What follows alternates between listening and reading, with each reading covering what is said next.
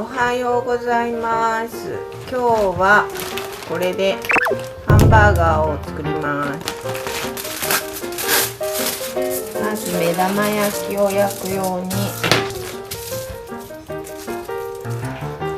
ホイルで輪っかを作っておきます。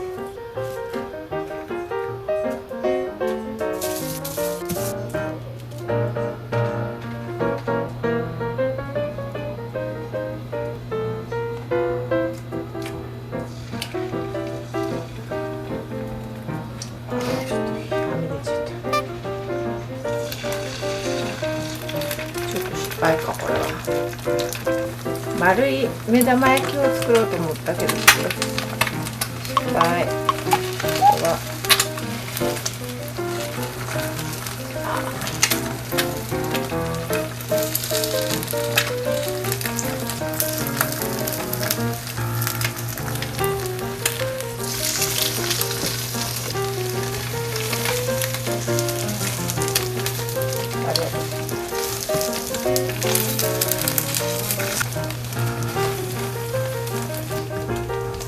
で、ハンバーグをレンジで温めます。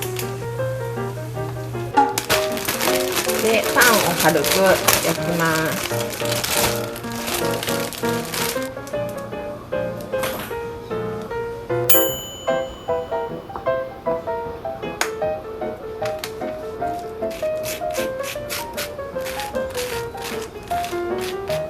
したらハンバーグと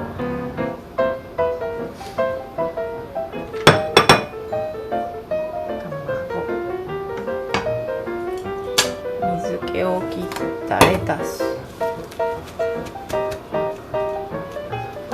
でマヨネーズ、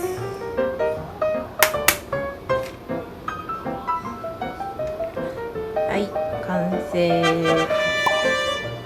てりたまハンバーガー。